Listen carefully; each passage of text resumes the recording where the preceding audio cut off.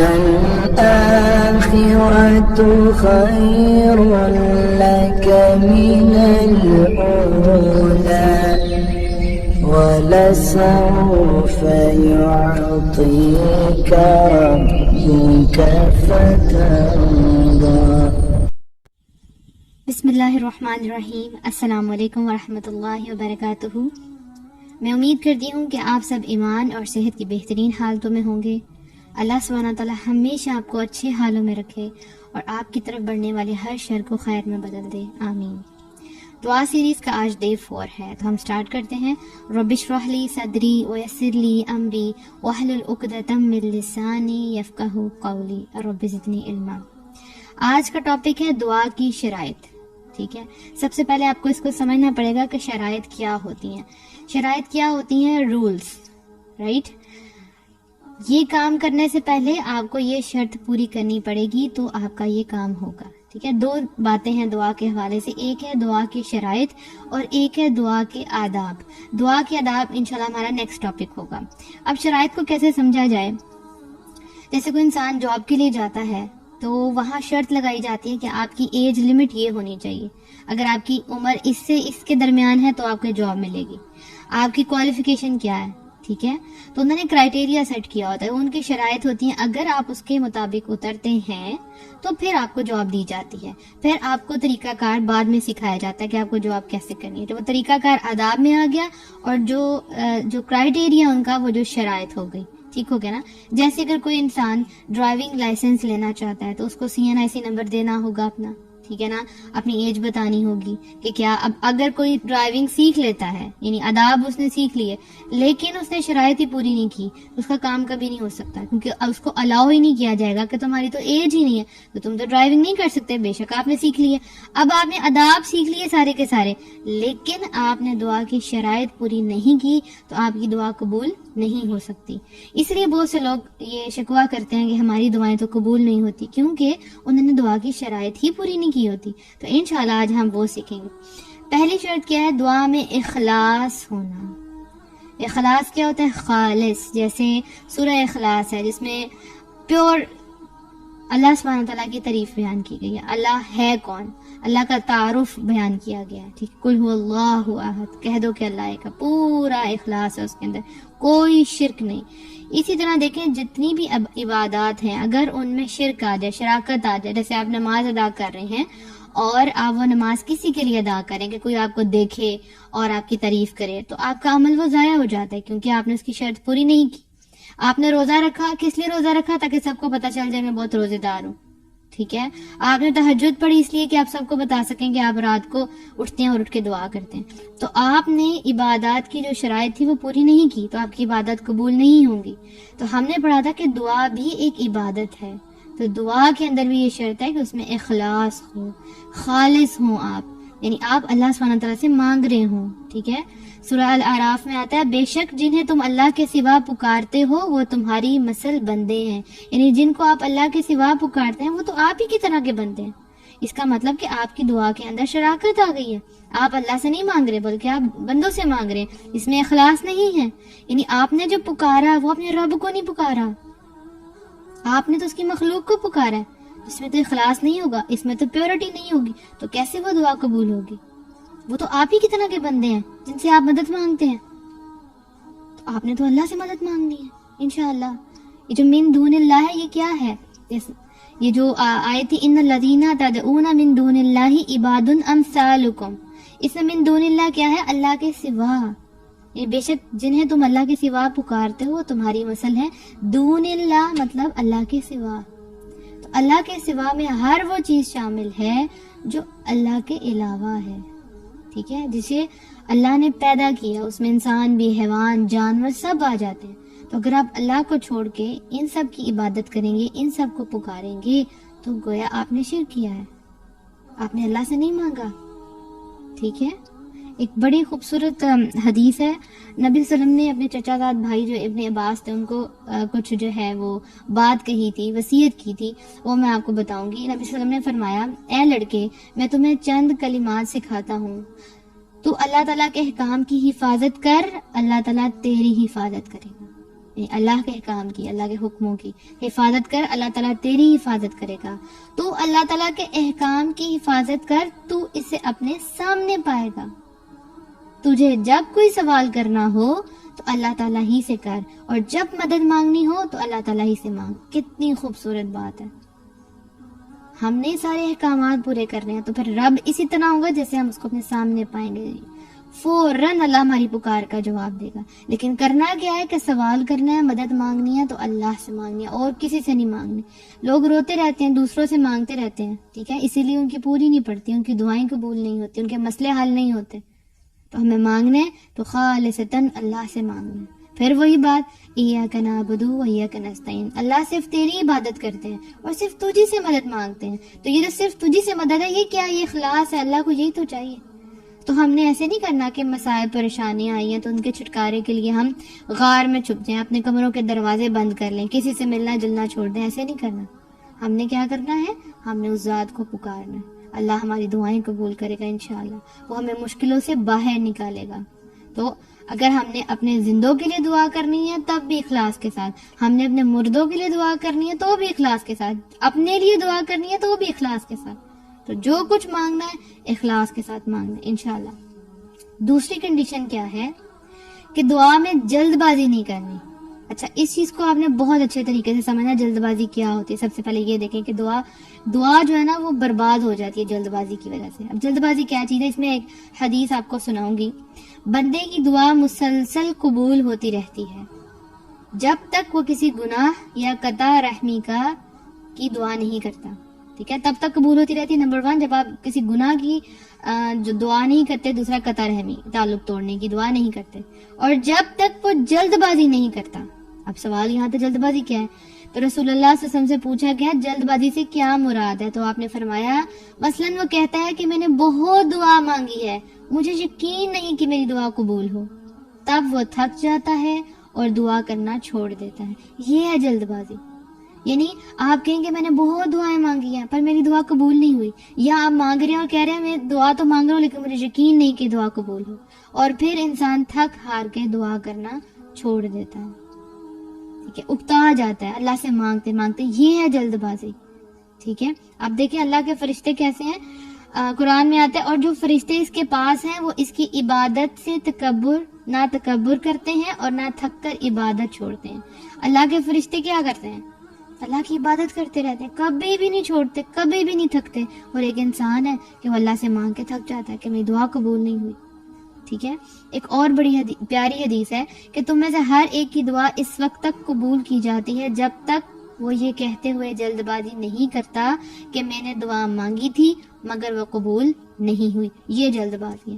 آپ نے یہ نہیں سمجھنا کہ ہم اللہ سبحانہ تعالیٰ سے مانگیں گے اللہ تعالیٰ ہمیں جلدی جلدی عطا کر دے، جلدی جلدی بھلائی دے، تو یہ جلد بازی ہے. نہیں، وہ آپ مانگ سکتے ہیں. جیسے ایک موقع پہ نبی صلی اللہ علیہ وسلم نے فرمایا تھا کہ اے ہمارے اللہ ہم پر ایسی بارش نازل فرما جو جلد آنے والی ہو نہ کہ دیر لگانے والی. ٹھیک ہے، اکثر لوگ دعا کرتے ہیں، اکثر لوگ کہتے ہیں کہ دیر سے آئے درست آئے. کیوں دیر سے آئے؟ اللہ سے مانگے، اللہ آپ کو فوراً عطا کرے گا. اللہ کے پاس تو کسی چیز کی کمی نہیں ہے نا. آپ اللہ سے یہ مانگ سکتے ہیں اللہ سبحانہ تعالیٰ یہ جو بھلائی ہے جلدی میرے تک پہنچ جائے. ٹھیک ہے، لیکن اس طرح سے نہیں مانگنا کہ اللہ تعالیٰ میں نے بہت مانگا میری دعا قبول نہیں ہوئی. یہ ہے جلد بازی کہ آپ نے دعا کرنا چھوڑ دی. یہ جلد بازی ہے. ٹھیک ہے، سورہ اسراء میں آتا ہے وَيَدْعُ الْإِنسَانُ بِالشَّرِّ دُعَاءُ بِالْخَيْرِ وَكَانَ الْإِنسَانُ عَجُولًا. انسان برائی اس طرح مانگتا ہے جس طرح اس کو بھلائی مانگنی چاہیے، اور انسان بڑا ہی جلد باز ہے. یہ ہے جلد بازی. آپ اللہ سے مانگ رہے ہیں اور پھر تھک گئے ہیں کہ آپ میں نہیں دعا اور کر سکتا یا کر سکتی. یہ جلد بازی ہے. تو جب بھی دعا کرنی ہے بڑے اطمینان کے ساتھ دعا مانگنی ہے، اور اس میں دوام ہونا چاہیے، مستقل مزاجی ہونی چاہیے، چھوڑنی نہیں آپ نے دعا. ٹھیک ہے، کبھی کبھی آپ بالکل قریب ہوتے ہیں منزل کے لیکن آپ وہاں سے پیچھے ہٹ جاتے ہیں. بالکل قریب ہوتے ہیں، بس وہ کام ہونے والا ہوتا ہے لیکن آپ تھک جاتے ہیں. وہی تو انسان کا ٹیسٹ ہے. آخری لمحے تک جب تک وہ خیر پھوٹ نہ جائے، وہ جو دعائیں آپ نے اللہ سے مانگی ہیں وہ دروازے کھل نہ جائیں، تب تک آپ نے دستک دیتے رہنا. ہم کسی انسان کے گھر کے باہر کھڑے ہوں نا، وہ ہمیں اوائڈ کر رہا ہو اور ہم کتنی نوک کریں، بیل بجائیں تو کبھی نہ کبھی دروازہ کھل جاتا ہے. تو پھر یہ تو اللہ اور بندے کا معاملہ ہے. جو بندہ کھٹکھٹائے گا، روئے گا تو اللہ اس کی دعا ضرور قبول کرے گا. بس تھکنا نہیں ہے. رکنا نہیں ہے، دعائیں مانگتے رہنے اور جلد بازی نہیں کرنی کہ میں نے مانگا اور مجھے نہیں ملا. ہمیشہ مانگتے رہنا. اور ہاں، خیر کی چیزیں جلد مانگے، یا رب العالمین جلد عطا فرما، اس میں کوئی برائی نہیں ہے. ٹھیک ہے. تیسری شرط کیا ہے کہ انسان بھلائی کی دعا کرے، یعنی اس کی دعاؤں میں برائی نہ ہو، یعنی حرام کاموں کی دعائیں نہ ہو. ٹھیک ہے. بندہ مسلسل دعا کرے، اسے قبول ہوتی رہے گی، لیکن جب اس نے گناہ کی دعا مانگی تو قبول نہیں ہوگی. سپوز کوئی کہتا ہے کہ میں نے میوزیکل کانسرٹ میں جانا ہے، میں نے سنگر بننا ہے، میری دعا قبول ہو جائے. اب یہ چیز غلط مانگ رہا ہے وہ. ٹھیک ہے. مجھے مووی کی ٹکٹ مل جائے، میں سینما جا سکوں، یہ غلط بات ہے، پھر دعائیں قبول نہیں ہوتی. تو جو آپ مانگ رہے ہیں اس میں کوئی گناہ کی چیز نہیں ہونی چاہیے. اگلی شرط کیا ہے کہ آپ جو دعائیں مانگیں، جو بھی آپ دعا اللہ سبحانہ سے مانگے، تو آپ کو یہ یقین ہونا چاہیے کہ یہ قبول ہوگی. یقین اس میں بہت ضروری ہے، یعنی آپ کا جو دل ہے وہ اس چیز کی گواہی دے کہ مجھے یہ مل جائے گا. یہ بہت ضروری ہے. یعنی ایک تو اخلاص تھا جس میں ہم نے کہا کہ اللہ سے مانگنا ہے، لیکن دوسرا یہ کہ آپ کو دعا کی قبولیت پہ یقین ہو. ٹھیک ہے. یعنی ایک حدیث میں آتا ہے کہ تو اے لوگو جب تم اللہ سے دعا کرو تو قبولیت کے یقین کے ساتھ کیا کرو، کیونکہ اللہ تعالیٰ اس بندے کی دعا قبول نہیں کرتا جو غافل دل یا بے پرواہی سے دعا کرتا ہو. ٹھیک ہے. یعنی آپ کا دل، آپ کو پتہ ہی نہیں آپ اللہ تعالیٰ سے کیا مانگ رہے ہیں، آپ کو پتہ ہی نہیں کن الفاظ میں آپ دعا کریں، آپ کو خود بھی سمجھ نہیں ہے. سمجھ رہے آنکھیں بند ہو رہی ہیں اور دعا مانگ رہے ہیں، پتہ نہیں کیا مانگ رہے ہیں، یا بس جو رٹی رٹائی دعائیں تھی وہ پڑھ لی، دل سے تو مانگی ہی نہیں. تو آپ جو کچھ منہ سے نکال رہے ہیں، پہلی بات آپ کو سمجھ ہو کہ آپ اللہ سے کیا مانگ رہے ہیں، اور دوسری بات آپ جس ذات سے مخاطب ہیں، جسے مانگ رہے ہیں، آپ اس کو بھی جانتے ہو. جب آپ کو اللہ کی ذات کی پہچان ہی نہیں ہے، ٹھیک ہے، تو آپ اللہ کے آگے اپنی ساری اپلیکیشنز رکھ دیں گے، لیکن آپ نے اللہ کو پہچانا ہی نہیں کہ اللہ یہ سب کچھ کرنے پہ قادر بھی ہے کہ نہیں، اور آپ کو پتہ ہی نہیں آپ کس سے مانگ رہے ہیں. اس دنیا میں جب آپ کسی سے مانگتے ہیں تو آپ کے ذہن میں ایک امیج ہوتا ہے کہ اس کے پاس اتنا مال ہے، مجھے دے ہی دے گا، یعنی آپ کو یقین ہوتا ہے. تو اللہ کی ذات کو پہچاننا، آپ کو پتہ ہونا چاہیے آپ کس سے مخاطب ہیں، اللہ سے مخاطب ہیں. تو پھر وہ انسانوں کی طرح تو نہیں نا رب آپ کا. تو پیارے پیارے الفاظ میں اللہ سے دعا مانگنی ہے، کانشیس ہو کے، دل آپ کا ساتھ ہو. ٹھیک ہے.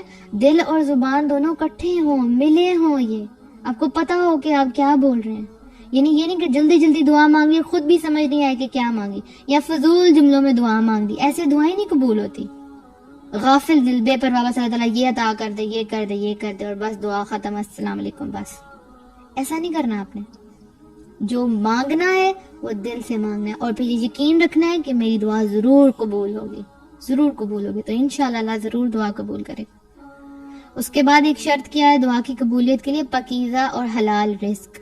یعنی ایک انسان جس کا رزق پاکیزہ نہیں ہے، وہ جو مال کما رہا ہے وہ حرام ریسورسز سے کما رہا ہے، وہ جو کپڑے پہن رہا ہے وہ حرام ہے، تو اس کی دعائیں کیسے قبول ہوں گی؟ ٹھیک ہے. سورہ بقرہ میں آتا ہے لوگوں میں ایسے بھی ہیں جو اللہ سے التجا کرتے ہیں کہ اے ہمارے رب، ہمیں جو دینا ہے دنیا میں ہی عنایت کر دے، ایسے شخص کے لیے آخرت میں کوئی حصہ نہیں. یعنی ایک ہی ہے کہ وہ کیا مانگ رہے ہیں کہ اللہ تعالیٰ آپ نے جو دینا نا بس مجھے ادھر ہی دے دیں، مجھے اینڈ میں کچھ نہیں چاہیے. تو یہ کیسا عمل ہے؟ یہ شرط پوری نہیں ہوتی. یہ دعائیں پاکیزہ دعائیں نہیں ہیں، یہ اچھی دعائیں نہیں ہیں، یہ اچھی دعاؤں میں سے دعا نہیں ہے. اچھے طریقے سے ہم نے اللہ سے دعا مانگنی ہے. ٹھیک ہے. اور یہ دیکھیں کہ جو متقی لوگ ہوتے ہیں، جو پاک صاف رہنے والے ہوتے ہیں، اللہ سے ڈرنے والے ہوتے ہیں، تو اللہ سبحانہ تعالیٰ ان کی دعائیں بھی قبول کرتا ہے. ایک حدیث کا مفہوم ہے اس طرح سے کہ نبی صلی اللہ علیہ وسلم نے اس شخص کا ذکر کیا جو لمبا سفر کرتا ہے، اس کے بال گرد میں ڈوبے ہوئے ہیں، مطلب بہت مٹی ہے، وہ اپنے دونوں ہاتھ آسمان کی طرف اٹھاتا ہے اور کہتا ہے کہ اے میرے رب، اے میرے رب، حالانکہ اس کا کھانا، اس کا پینا، اس کا لباس حرام ہے، وہ حرام مال ہی سے پلا بڑا ہے، تو اس کی دعا کیسے قبول ہو سکتی؟ ایسے لوگوں کی دعائیں قبول نہیں ہوتی. ٹھیک ہے. اور یہ بھی کہ جو کہتا ہے کہ مجھے بس ادھر ہی مل جائے، کتنا جلد باز ہے وہ. یہ اچھی دعائیں نہیں ہیں، یہ پاکیزہ دعاؤں میں نہیں ہیں. تو ہم نے پہلے دیکھنا ہے کہ جو ہم کمائی کر رہے ہیں وہ حلال ہے کہ حرام ہے. حرام لوگوں کی، جو حرام کمائی کرتے ہیں ان کی دعائیں قبول نہیں ہوتی. اور پھر یہ بھی کہ واقعی ہم اللہ سے ڈرنے والے ہیں کہ نہیں ڈرنے والے ہیں. اللہ تعالیٰ ہم ان لوگوں میں شامل کرے کہ جن کی دعائیں قبول ہوتی ہیں. اور ہم نے اپنے کھانا پینا لباس یہ سب کچھ چیک کرنا ہے کہ یہ حلال اور طیب ہے کہ نہیں. حلال بھی ہو اور طیب بھی ہو، نہیں پاک بھی ہو. بہت سی چیزیں حلال تو ہیں لیکن وہ طیب نہیں ہوتی، وہ پاک نہیں ہوتی. سو ہم نے ان میں سے چوز کرنا ہے کہ پاک چیزیں کون ہیں. اب دیکھیں آپ کی کھانے پینے کا ہماری زندگی پر، ہماری عبادات پہ کتنا فرق پڑتا ہے. ایک وہ انسان جو جنک فوڈ کھا رہا ہے، سپوز جنک جو ہے وہ حلال ہے، آپ چکن کھا رہے ہیں لیکن وہ آپ کی صحت کے لیے ٹھیک نہیں ہے، تو آپ کی عبادات میں خرابی آ جائے گی. ٹھیک ہے.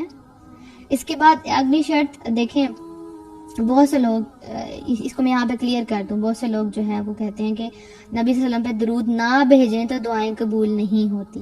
نہیں، مستحب ہے، یعنی پسندیدہ ہے کہ آپ اپنی دعا کے ساتھ درود شریف پڑھیں. یہ شرائط میں آ گئی، آپ پڑھیں تو آپ کی دعائیں مطلب جلدی قبول ہو جائیں گی. لیکن ایسی بات نہیں کہ دعا قبول نہیں ہوگی، لیکن پڑھیں گے تو بہت اچھی بات ہے. جیسے دیکھیں آپ گھر سے باہر نکلتے ہیں تو آپ جو دعا ہے بسم اللہ توکلت علی اللہ لا حول ولا قوت الا باللہ، اس پہ نبی صلی اللہ علیہ وسلم پہ درود نہیں بھیجا جا رہا. اور آپ ایک دعا مانگتے اللہم انی اعوذ بک من البرص والجنون والجذام وسیء الاسقام، تو اس کے اندر بھی درود شریف نہیں آتا. کتنی ذکر و اذکار ہے جن میں درود شریف نہیں آتا. سو اگر آپ درود شریف پڑھ لیں تو یہ مستحب ہے، یعنی پسندیدہ عمل ہے. الحمدللہ. تو یہ وہ ساری شرائط ہیں، یہ ساری کنڈیشنز ہیں کہ یہ پوری ہوں گی تو ہی آپ کی دعائیں قبول ہوں گی. ٹھیک ہے. آپ سارے آداب سیکھ لیں، ایسے دعا مانگنی ہے، ایسے مانگنی ہے، لیکن آپ شرط ہی پوری نہیں کر رہے، آپ دعائیں دل سے نہیں کر رہے، تو پھر وہ کیسے قبول ہوں گی؟ آپ کے اندر اخلاص ہی نہیں ہے، آپ کے اندر تڑپ ہی نہیں ہے دعا کی، پھر وہ کیسے قبول ہوگی؟ آپ کا کھانا پینا حرام ہے، نہیں دعائیں قبول ہوں گی. تو آج آپ نے ان سب چیزوں کی لسٹ بنا کے جائزہ لینا ہے کہ ان میں سے کوئی ایسی چیز ایسی تو نہیں جو آپ کر رہے ہیں. کہیں آپ تو جلد بازی تو نہیں کر رہے، یا ایسا تو نہیں کہ بس آپ دعائیں مانگنے چھوڑنے ہی والے تھے تو اللہ تعالیٰ نے آپ کو یہ آڈیو سنا دی کہ آپ نے اسے جلد بازی نہیں کرنی، مانگتے رہنا ہے، دستک دیتے رہنا ہے، دروازہ انشاءاللہ ضرور کھل جائے گا. اپنی دعا میں یاد رکھیے گا. السلام علیکم ورحمۃ اللہ وبرکاتہ.